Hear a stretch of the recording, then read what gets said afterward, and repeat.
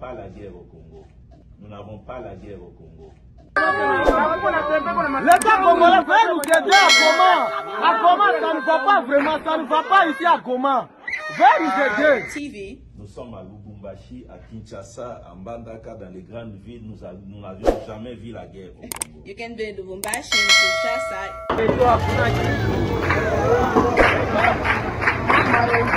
Nous sommes en guerre. Nous sommes attaqués par les M23, attaqués par le Rwanda, soutenus par une frange de la communauté internationale. Nous n'avons pas la guerre au Congo. Nous n'avons pas la guerre au Congo. Nous n'avons pas la guerre au Congo. Monanga musifa na utaki na sake kokima bitumba M23. Tosengi na gouvernement epesa biso kimia salisa biso tozonge pa na biso. Sikoyo kotoyo tozonyo kwama tozangi biloko ya kolia esika kolala tozangi biloko nyoso. Gouvernement salisa biso tozonge pa na biso vraiment. We not during the war in the Congo. Nous voyons la guerre à la télévision. We watch war on TV. Nous sommes à Lubumbashi, à Kinshasa, à Mbandaka, dans les grandes villes. Nous n'avions jamais vu la guerre au Congo. You can be in Lubumbashi and Kinshasa or any big cities in the Congo where we've never seen war. Yere mawazo. Vita inatutawaniza tu sana, tunakufa wamingi wanakufa na wenye wanakimbia tulifika huku, lakini njala inatuweka tabani. Njala inatuweka tabani. C'est vrai, nous sommes en guerre. C'est vrai que ceux qui disent que nous ne sommes pas en guerre sont contre le chef, sont contre le Congo.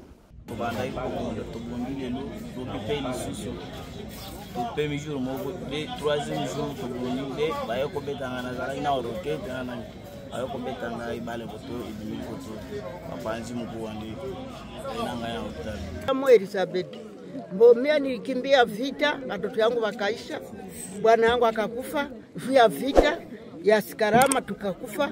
Hapa tumefika hapa tena Mgunga, watu wanaisha, bana bote wanateketea, mnjia watoto tunawafunyanga, na mie waliniangushaka mu barabara, maika bulembo ya Mgunga hii.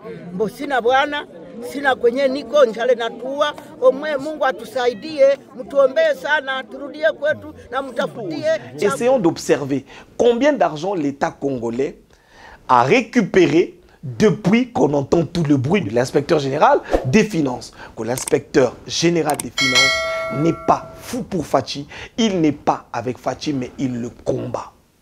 Je vous ai montré ici quelques projets phares initiés par le chef de l'État qu'il bloque sans raison.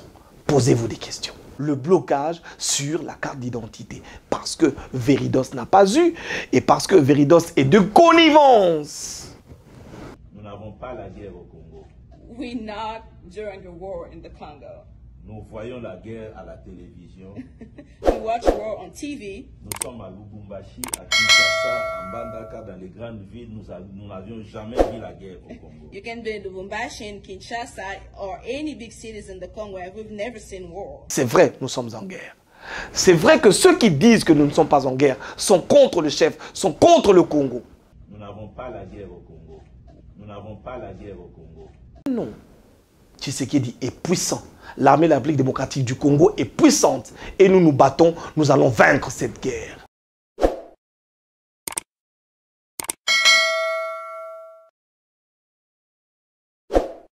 Bonjour, bonsoir, bon matin, bon après-midi. Tout dépend de l'heure à laquelle vous allez regarder cette émission. Je vous dis bonjour à Kinshasa. Je dis bonjour au monde entier. La communauté internationale, peuple congolais, je vous dis bonjour. C'était prévisible.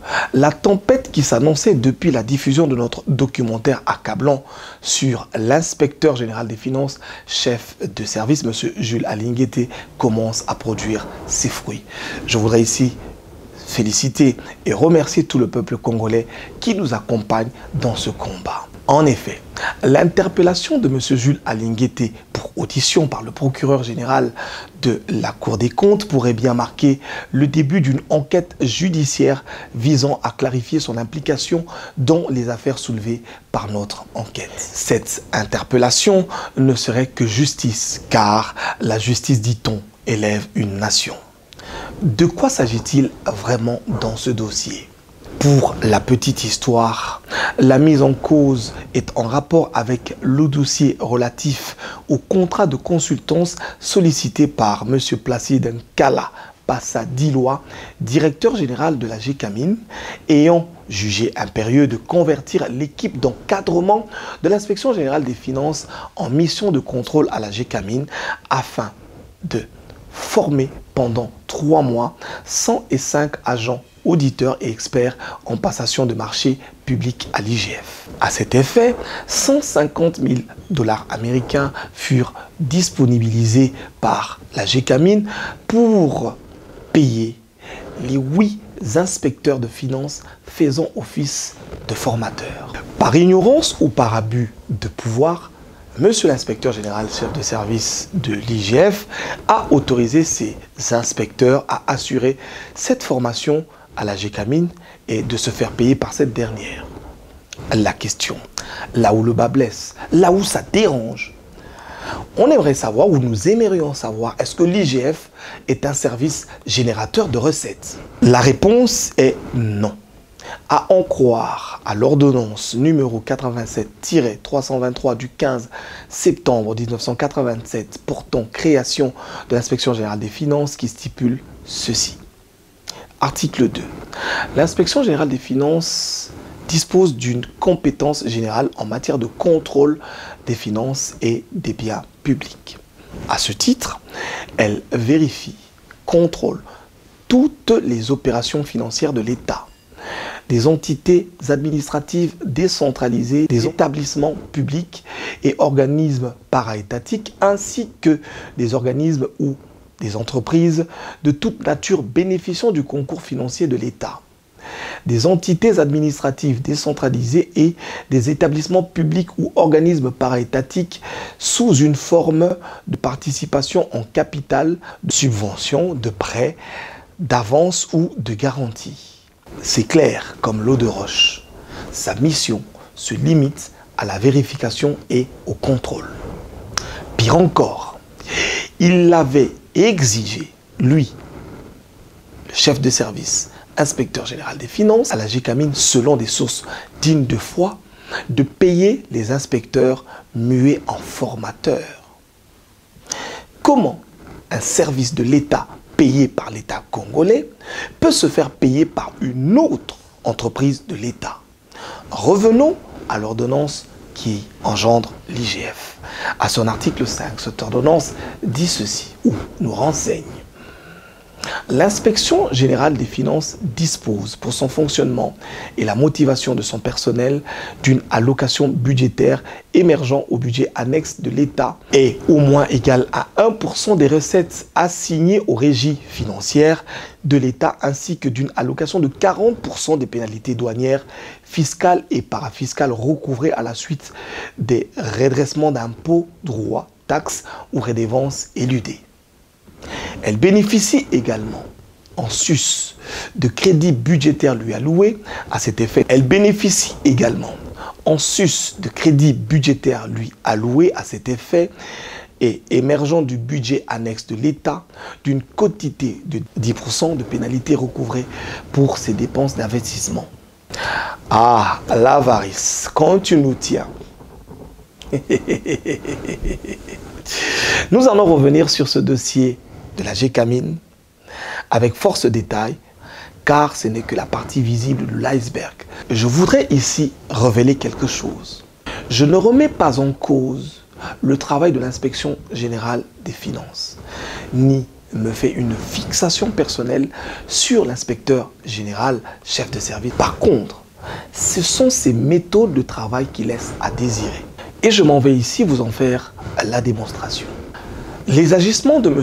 Jules Alinguete semblent refléter un désir de combattre les actions du chef de l'État, son Excellence Félix Antoine Tshisekedi. Personnellement, et toute l'équipe de Tchad Group International, nous l'avons dénoncé depuis très longtemps. Je voudrais ici prendre à l'exemple les travaux de construction de New Arena de Kinshasa, qui sont à l'arrêt aujourd'hui. Les matériaux de construction étant bloqués à Matadi sur instruction de l'inspecteur général des finances. Nous pouvons encore parler ici des travaux qui sont à l'arrêt du centre financier de Kinshasa, matériel aussi bloqué. Je voudrais ici soulever un autre point, celui de la carte d'identité. Vous le savez ici, chers Kinois et chers Congolais, ça fait plusieurs années que la République démocratique du Congo et tout le Congo, même le monde, attend que les Congolais puissent avoir une carte d'identité. Le président de la République qui avait annoncé la sortie de cette carte, ça fait belle lurette, aussi attend. Mais qui bloque? C'est l'inspecteur général des finances, nous dit-on. Et pourquoi bloque-t-il? Il soulève plusieurs raisons, dont une grande dont je peux parler ici dans cette émission, en attendant que je vous en parle déjà dans une grande émission que nous allons consacrer exclusivement à la carte d'identité, d'une question de surfacturation. Vous allez rire.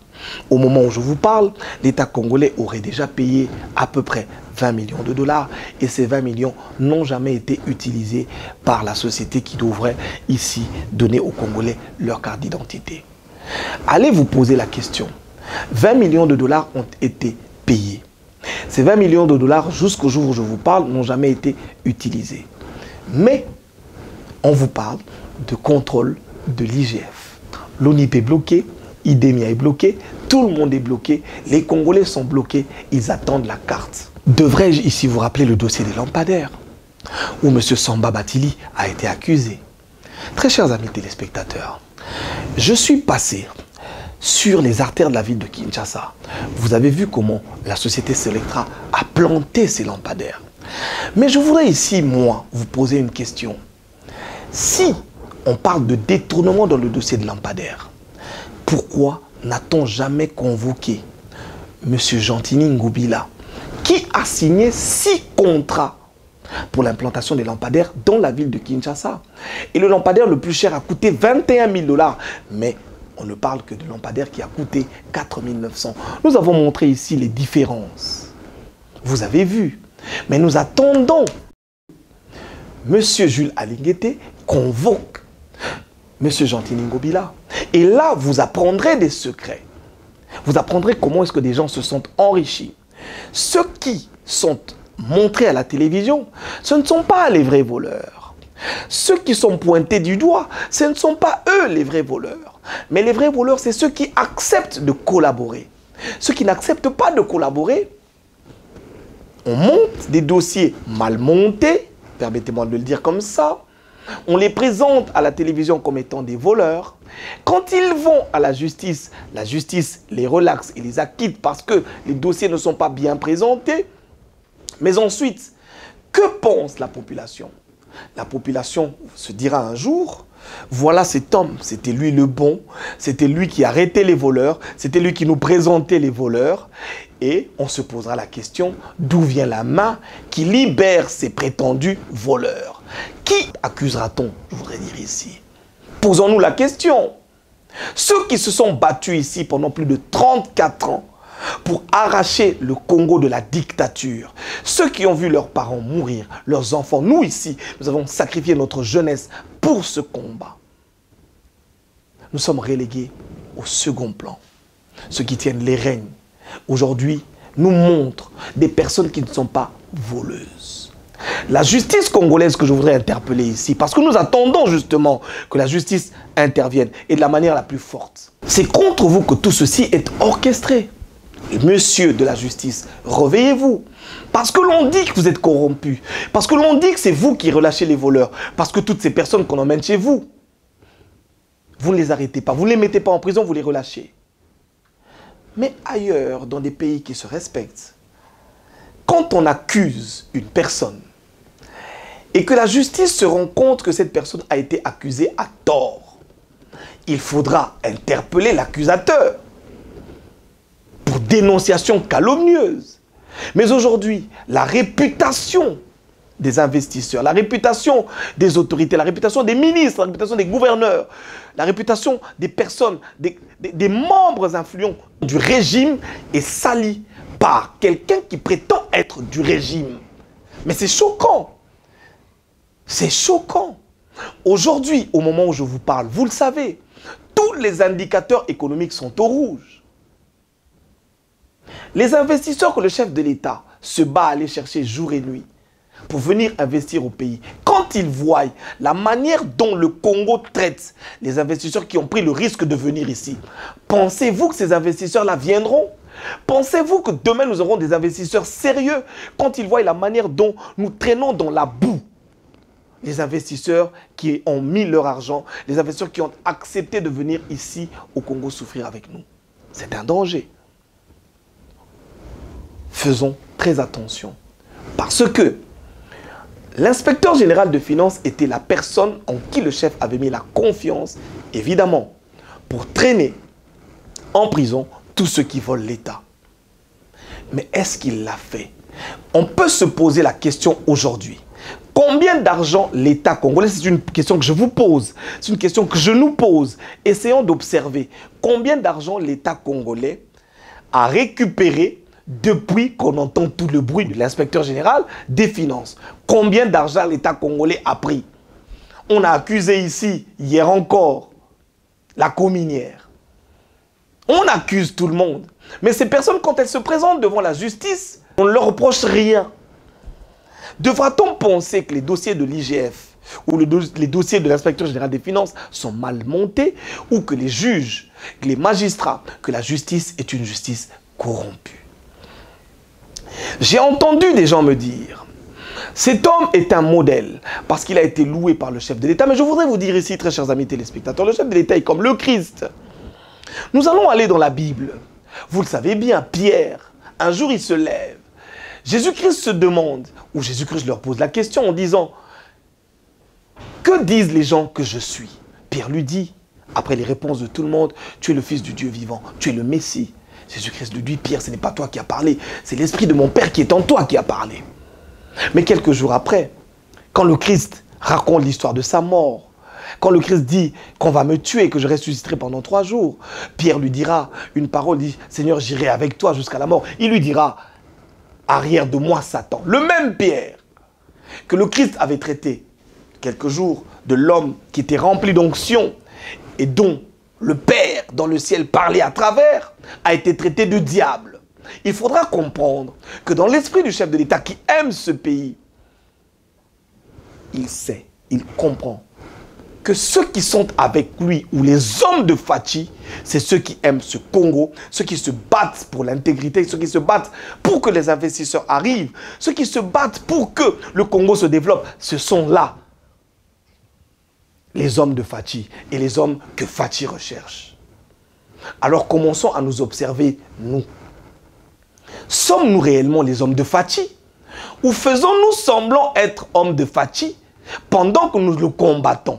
Mais nous sommes en train de remarquer qu'à travers les agissements, tout porte à croire que l'inspecteur général des finances n'est pas fou pour Fachi. Il n'est pas avec Fachi, mais il le combat.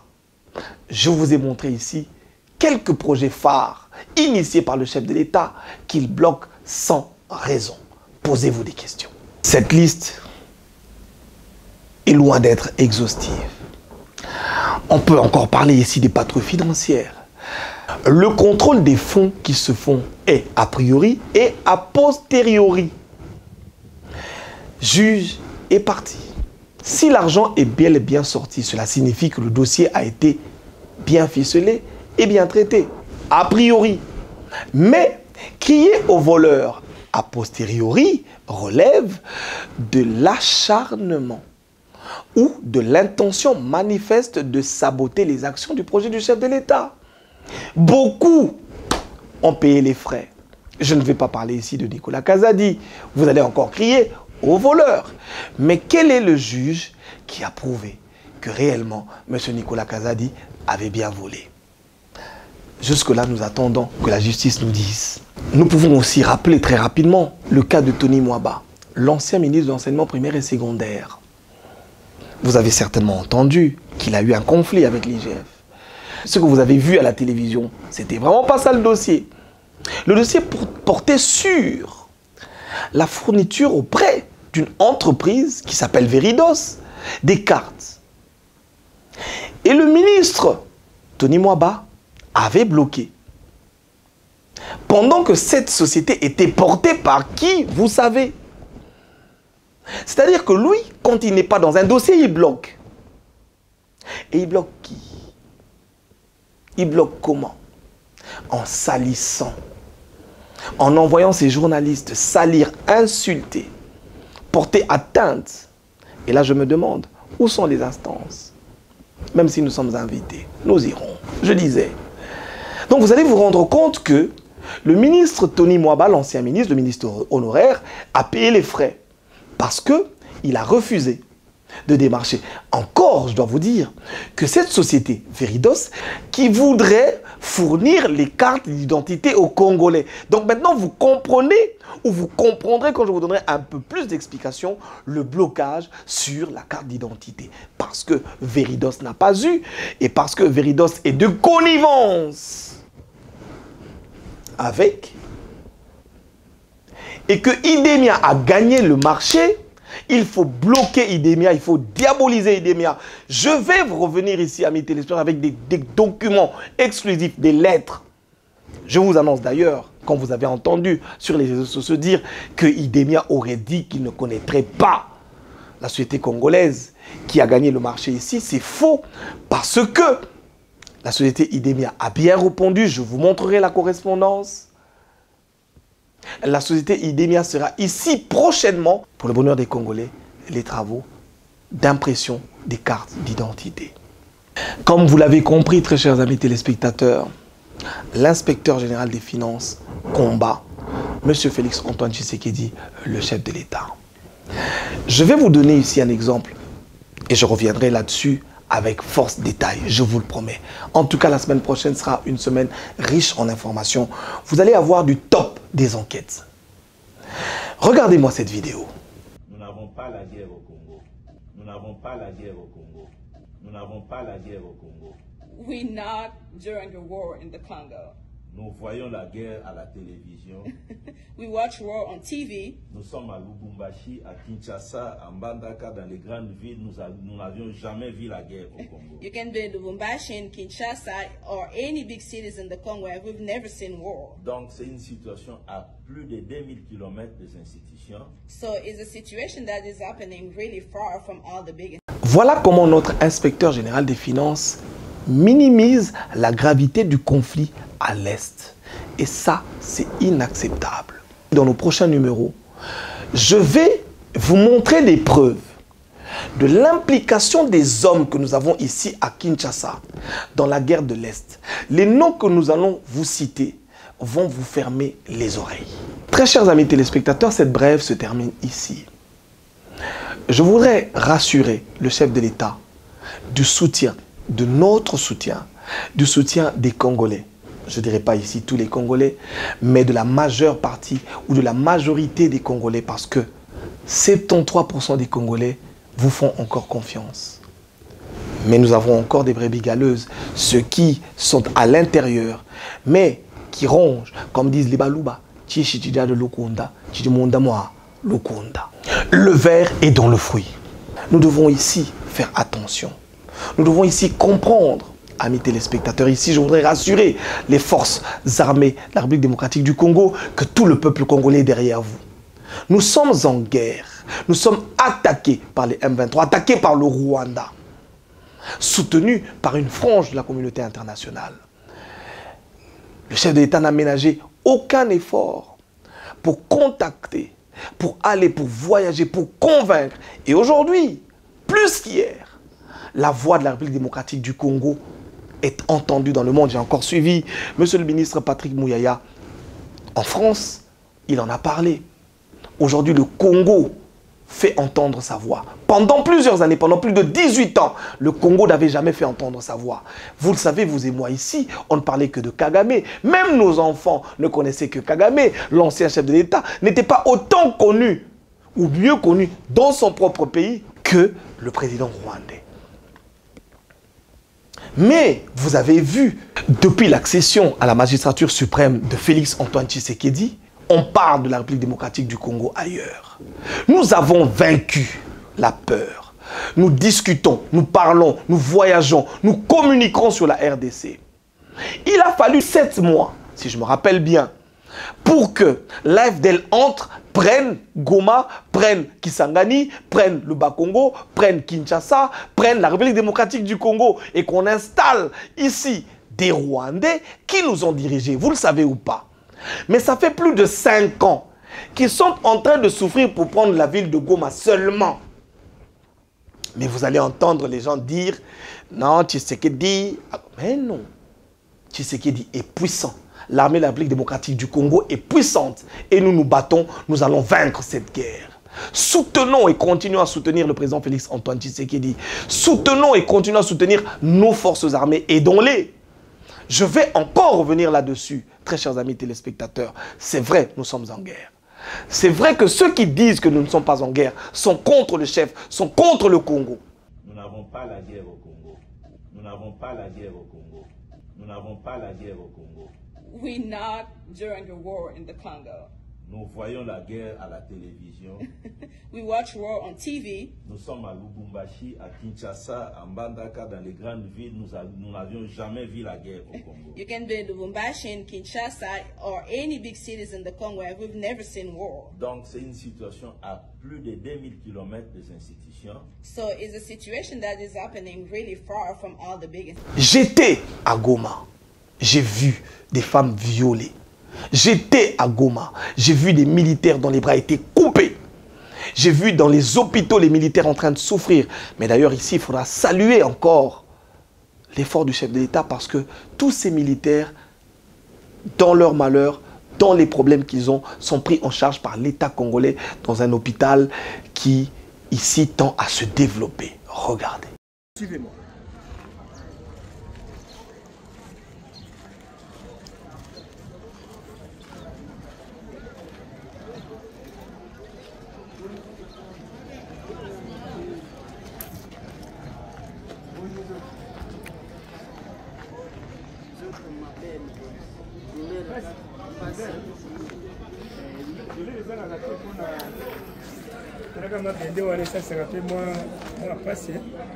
Mais ça va quand même.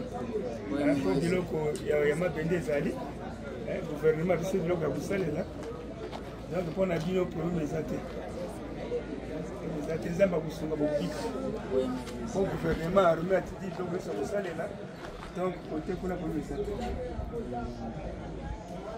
On a colonel, en tout cas suivi eza bien. Colonel a bataza na suivi makasi na hôpital en tout cas suivi eza makasi ba docteur suivi eza makasi. Comment on a? Ngala mulu makala Kanyinda Junior. Yo utu wapi? Na Ubaya. Oko betela biso lisolo. Ndenge nini ozwaki wana masasi? Oko betela biso lisolo. Masasi to banda iko bonda to bondile lo to bipeli susu. To premier jour moko de troisième jour to bondile ba yoko betanga na zala ina roquette na ayoko betanga ibale koto idimi koto apanzi mukuwandi enanga ya hotel. Nous n'avons pas la guerre au Congo. Nous n'avons pas la guerre au Congo. Nous n'avons pas la guerre au Congo. We're not during the war in the Congo. Nous voyons la guerre à la télévision. We watch war on TV. Nous sommes à Lubumbashi, à Kinshasa, à Mbandaka, dans les grandes villes. Nous n'avions jamais vu la guerre au Congo. You can be in Lubumbashi, in Kinshasa, or any big cities in the Congo, and we've never seen war. Donc c'est une situation à plus de 2000 km des institutions. So it's a situation that is happening really far from all the big. À ceux qui disent qu'il n'y a pas de guerre au Congo, je vous dis, nous sommes en guerre. J'étais à Goma. J'ai vu des déplacés de guerre vivant dans des camps. Je pourrais appeler ici des camps de concentration. J'ai vu des enfants malades du choléra que l'État prend en charge très difficilement. Et ici, je voudrais d'ailleurs interpeller la conscience de tous les Congolais, ceux qui ont des moyens. N'écoutez pas ces gens. Sachez que notre pays est en guerre et que nous devons porter assistance à ces enfants. Regardez d'ailleurs, vous voyez ces femmes, elles ont été violées pour la plupart d'entre elles. Beaucoup des membres de leur famille ont été massacrés. Elles ont eu la vie sauve. Elles sont aujourd'hui à Goma en train de souffrir. Nous appelons les ONG, nous appelons les personnes de bon cœur, de grand cœur, à venir en aide à toutes ces personnes. Nous allons avoir encore beaucoup de documentaires là-dessus pour attirer votre attention. kokima bitumba M23 tosengi na gouvernement epesa biso kimia esalisa biso tozongepa na biso sikoyo kotoyo tozonyokwama tozangi biloko ya kolia esika ya kolala tozangi biloko nyonso gouvernement esalisa biso tozongepa na biso vraiment nyere mawazo vita inatutawanisha tusana, tunakufa wamingi wanakufa na wenye wanakimbia tulifika huku, lakini njala inatuweka tabani. Njala inatuweka tabani. Njala. Mariamu Elizabeth, mbomia nilikimbia vita, watoto yangu wakaisha, bwana yangu akakufa, vya vita ya Sikarama tukakufa. Hapa tumefika hapa tena Mgunga, watu wanaisha, bana bote wanateketea, munjia watoto tunawafunyanga, na mie waliniangushaka mubarabara, maika bulembo ya Mgunga hii. Mbo sina bwana, sina kwenye niko, njale natua, omwe Mungu atusaidie, mtuombee sana, turudie kwetu na mtafutie chakula. J'ai vu pour finir un élément qui a été sorti de son contexte de monsieur le directeur de cabinet du chef de l'État, monsieur Anthony Kinzo. C'est encore très malheureux dans notre pays parce que les gens veulent toujours salir l'image des personnes importantes. Moi, je vous garantis que cet homme est un homme intègre. Je le connais, pasteur de son État, il est honnête et il sait ce qu'il fait. À l'époque, directeur général de l'ANAPI, il avait pour mission de convaincre les investisseurs à venir au pays. Mais il y avait en face de lui un homme qui ne voulait justement pas que les investisseurs arrivent. C'est une erreur, un lapsus, sa langue a fauché. Mais il est tout de suite revenu, contrairement à ceux qui inoculent dans la tête des Congolais et des expatriés des messages négatifs pour décourager nos forces armées, pour décourager ceux qui se battent pour le Congo, mais aussi pour décourager les investisseurs qui veulent venir ici. Il leur montre le côté négatif du Congo. Ils leur disent que nous sommes un pays d'escrocs, de malfrats, de voyous, des voleurs. Voilà comment ils nous présentent. Et aujourd'hui, les investisseurs ont peur de venir. Monsieur les investisseurs, venez investir. Car il est vrai que la RDC est en guerre. Mais cette guerre est loin de Kinshasa. Voilà ce que je voudrais dire. Est à 2000 km de Kinshasa. Celui qui vient investir à Kinshasa investit en RDC, mais il n'investit pas dans une zone de guerre. Parce que cette guerre, nous allons la gagner. Avec l'aide de Dieu, nous l'avons déjà gagnée.